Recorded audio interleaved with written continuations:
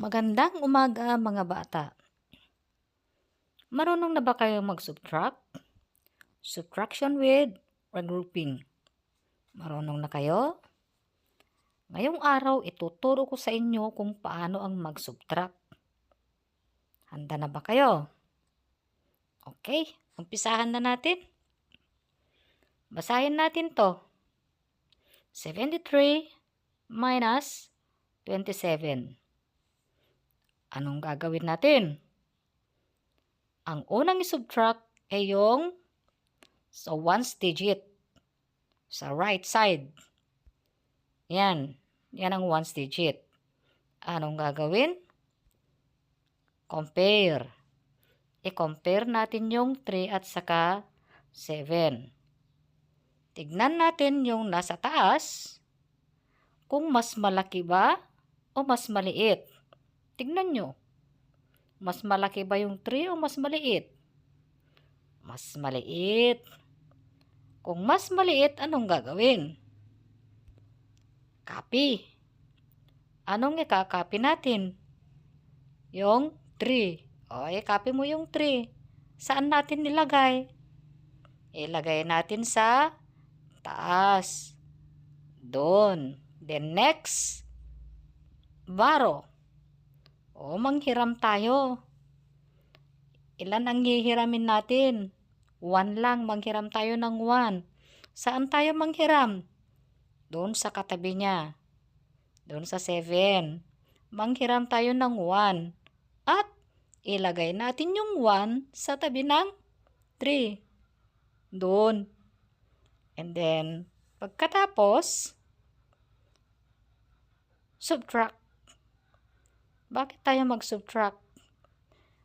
I-subtract natin yung pinahiram. Dahil pinahiram mo yung 1, i-subtract mo dun sa 7. So, 7 minus 1. So, 7 minus 1, ilan ang natira? O, bilangin nyo. 7, tanggalin mo yung 1. Ilan ang natira? 6. O, saan natin isusulat yung 6? Sa taas ng 7. Yan. Then next step, cancel. Okay, mag-cancel tayo. Tanggalin natin yung iba dyan. Alin dyan ang ika-cancel natin? Ayan. Cancel natin yun. Oh, yung natira na lang ang i-subtract natin. So, okay, pwede na tayong mag-proceed. Okay, mag-subtract na tayo. Unang i-subtract, yan, 13 minus 7. Oh, what is 13 minus 7? Tanggalin mo yung 7 doon sa 13. Ilan ang natira? Bilangin. Ang natira ay 6. Saan natin ilagay yung 6? Doon sa baba. Diyan. And then pagkatapos niyan, punta naman tayo doon sa tens digit. Ayan. 6 minus 2. What is 6 minus 2? Tanggalin mo yung 2 doon sa 6. Ilan ang natira? Ang natira ay 4. Saan natin ilagay yung 4? Siyempre, doon din sa baba niya. Diyan.